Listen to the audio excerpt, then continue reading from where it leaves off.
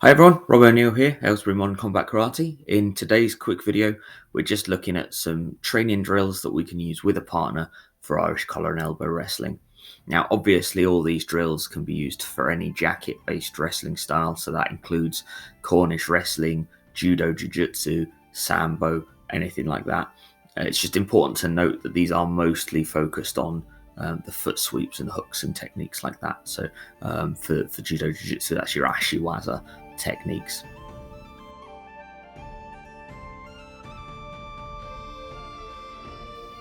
These drills are great to use as warm-ups. They're great to use as little training exercises. They're really good if you and a partner are training and you don't have access to mats or somewhere safe to throw each other. You can still get a little bit of practice in.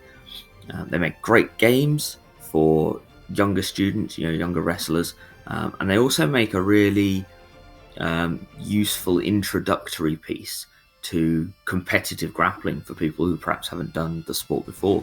It's quite a large hurdle for a lot of people to overcome, is getting into that mind frame, and going straight into competition will be difficult for some people. So these make an excellent way to gradually build the level of intensity and the level of competition with your group. So our first drill is just a hopping drill with a partner. So this is just to get used to balancing on one leg, being comfortable on one leg for when people are trying to throw you, being able to maintain your balance on a very small base. This can be made a competitive drill, but it's really just a great warm-up drill, a great balance training drill.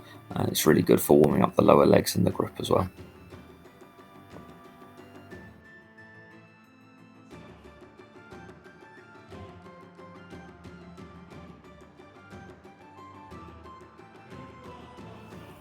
So that's drill something that I call toe tag.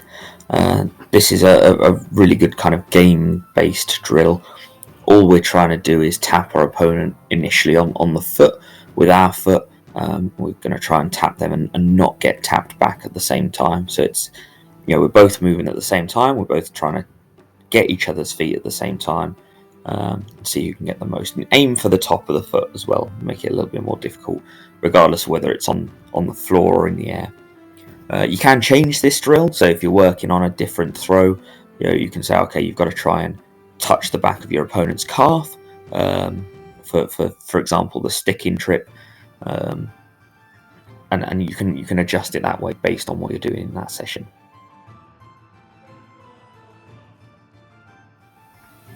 So this is another one that is really game-like, and both kind of adults and kids really enjoy this. Here we're using a bottle, but you can use anything really that you can kick. A small cone, if you've got a hard or matted floor, works really well. And this is a really good drill for just developing timing. So tying the hands in with the feet, getting the hands and feet working at the same time on an opponent who's not really resisting very much. This isn't something that's competitive. It's just to help you tie those feet and hands in together, get your own timing down, and work on your speed and accuracy of your techniques as well.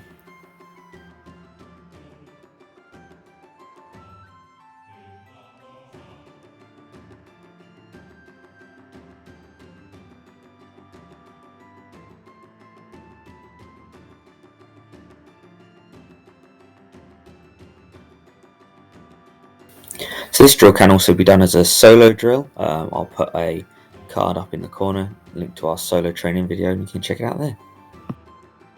So moving one step on from the previous drill, we're now going to make that drill competitive. So where we were going 1-for-1 previously and we weren't resisting our opponent, in this situation now, we're going to make it competitive. We're going to go head to head. We're going to need either a third person or a random interval timer. And as soon as we get that signal, we're going to race to see who can perform that sweeping technique the quickest. We can use either leg. People can swap legs between, go for either one.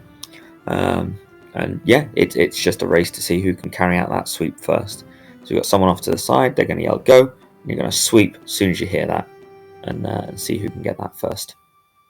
This is a really good drill for people who perhaps aren't very confident in competition, or aren't confident being very aggressive with their competitive play, it can start to get people in the mindset in a much lower risk situation. And it's a lot of fun. It's really enjoyable. It's a great game that you can add into your training.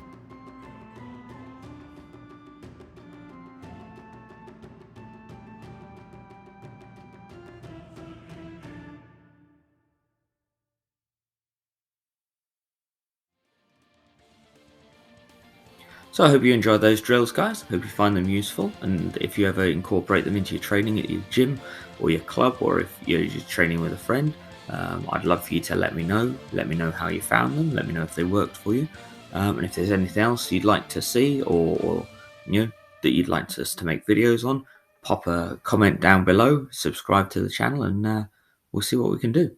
Thanks for your time.